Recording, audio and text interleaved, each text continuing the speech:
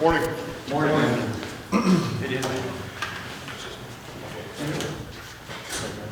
Hello. I'll go ahead, fire away. It's getting pretty late in the week. I'm just curious if there's any update on the possibility of Jared being available this week. Yeah, I would say highly unlikely with where we're at right now. He didn't clear this morning, so I would say it's looking doubtful. And we've had another Ironman. Joe Jackson last week missed the game. This week, Amani hasn't been practicing with thumb injury. Yep. We've seen some guys with hand injuries disappear into the void with needing surgeries. Is there anything long-term concern with him right now? Yeah, we're getting him looked at. That happened on the last drive of the game, and really he didn't even know when it happened.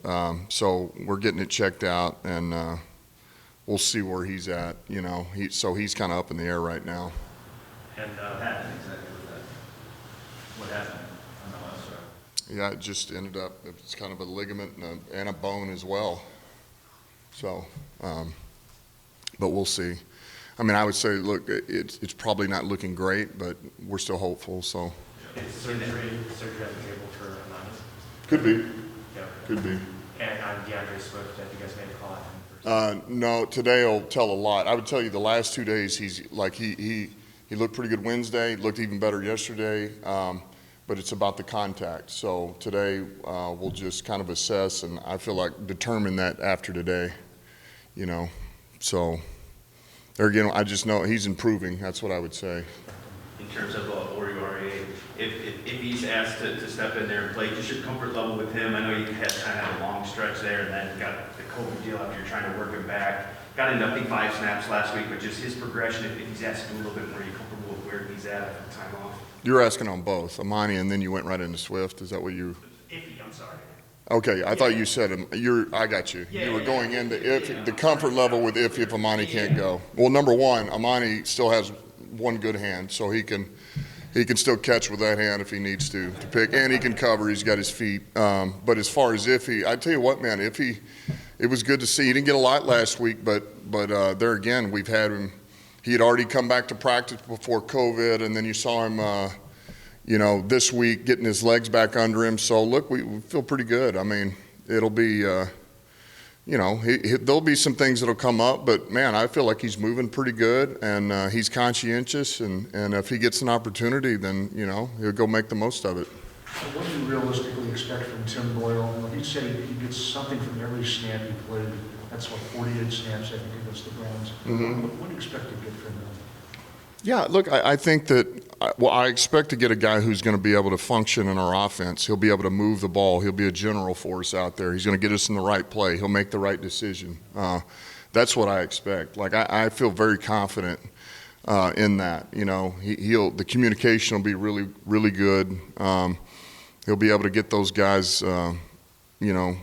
going in the right direction, and then we'll see from there. It's just about getting them in a rhythm after that, But was there real value, though, just playing that one game? Absolutely. It's huge, especially at that, any position, but especially at that position. I mean, it's one thing to play, and look, he's got some time under him just for the fact he's not a rookie, and he's been behind Aaron Rodgers, and but man, to be able to play in a real game in a season when, man, I'm in the real bullets are flying, it's third down, and I've got to make these checks on the fly, and it's different coverages and different fronts, and to be able to have to go through that and now literally understand what that's like when it's it's real pressure, I think is really beneficial, and I know it has served him well. It will serve him well.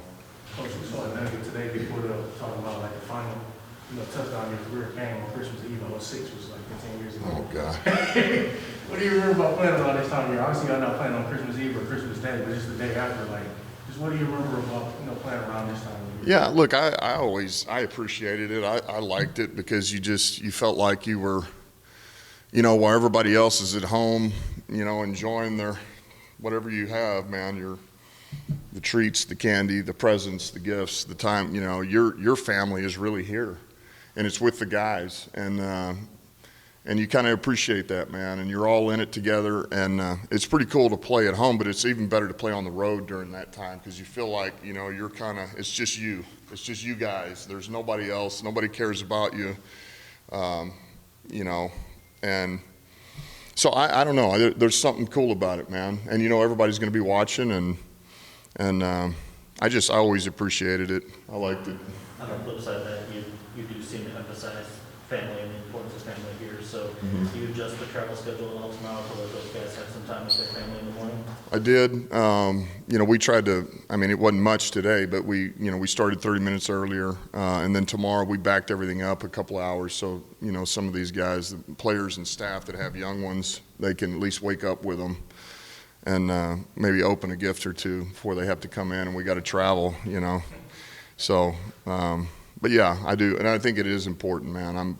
I believe in family, and happy family makes you a lot better player and coach as well. So, it's just the right thing to do. You share your favorite Christmas memory, Christmas present, just something growing up, favorite story you have? Oh God, you know, Dave, I don't know. I can't think of anything. For years, I always got underwear as my gift in my stocking. That was always a staple from Dad or from, you know, grandparents. That was what I always remember. Not that that was a favorite. I'm just saying that's what I always got. But now, look, I love Christmas, man. That's my favorite holiday, as a matter of fact. And nothing's better than the tree and the ornaments. And I appreciate that, man. I like it. I like old Christmas music too. So.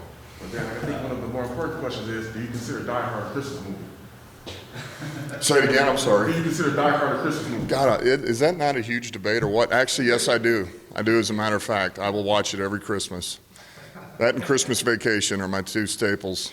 So. All right, I got a different, this is more of a big picture, I guess, than game specific, but how do you avoid, you guys have played well, obviously, the last few weeks, but the early part of the season is part of this evaluation too. So as you go forward, how do you, avoid being faked out, by performances late in the year? Like, how tough is that to balance what a guy did early in the year versus what they did now as you make these evaluations focus, improve the part of the future? Yeah, you're just as it pertains to each individual player. Yeah, I think what you see late in the year is pretty telling to me. I think there's more value in what you see late in the year than you see earlier in the year. Now, there's a couple of different cases. As a guy, did he have an injury? But I think what you're looking at is what you want to see is the growth from the early part of the year to the late part of the year, and what does that look like? And so I feel like this is a good thing, And look, I bring this up again too, Dave. It's where we have had, as tough as it's been. The good thing is, man, we've been able to evaluate a number of players on our roster. A number of free agents that, hey, we really like this guy. He looks pretty good on Scott. Well, let's get him in the game, or we got to use him and let's see what he looks like. And that's not everybody gets that, is able to do that or get that, And I bring back up again the fact that we kind of got forced into it somewhat, but for Will Harris to go play cornerback, we'd have never known that had we not had the slew of COVID and injuries and everything that transpired. And it's like, okay, well, you're figuring some stuff out. You're finding things out you wouldn't ordinarily find out. So, but no, I look, you do take the totality of the season by the player, but I think you need to see vast improvement at the end of the year than the beginning of the year. Couple more guys who I think has improved, steadily here of late. How has your evaluation of him, changed, or your thought of what maybe he is, means to the future of this franchise? Well, look, I always felt like it was, for him, I always felt like it's hard to evaluate him until I feel like everything's right to an extent, and you can do a fair evaluation of where you think he is. And so I feel like that's come about over the last, really call it probably 4 weeks, 3 or 4 weeks. And so now it's starting to come a little bit more into focus. I feel like there's a much clearer picture, and for different circumstances, for different reasons, a number of different reasons. And so I like where he's trending right now. I like where he's trending. You liked what he was, you were part of the acquisition of him, so you liked what he could be. I guess what I'm asking is, has he validated what you thought he could be, coming into the year? Because you talked about seeing him play against you and doing some of those things. Yeah. This is more like the golf, I guess. Well, the golf I know is what we saw in Minnesota and last week at Arizona, and that's the player that I see. And I think there's a number of reasons why that player that possibly wasn't there early in the year, it's not just him. I think there's a number of reasons that is all encompassing, including us as a staff. So that's why I'm saying, like, I like where he's trending right now, and I think we're starting to figure things out pretty good, I know this is a few. Last one, Justin? Few weeks away, and maybe you can't think about it yet, but Senior Bowl is right after the season, and you guys are probably in the mix to coach that game. If that opportunity would arise, is that something that you would welcome the opportunity to do? Yeah, there again, that's I've thought about it, and actually Brad and I have talked about it, but look, I'd be open for it. We would be open, I think the trick is, and both Brad and I feel this way, yes, there's an advantage, but you also got to be careful that you don't get, you don't get swayed by that either. Like sometimes it's no different than we're going to go look at these two receivers. You're going to go look at this receiver who you think is a top 10 pick, but you don't look at this one where you get anchored by looking at that one live. And so there is a little bit of that, but to answer your question, yes, we'd be open to it.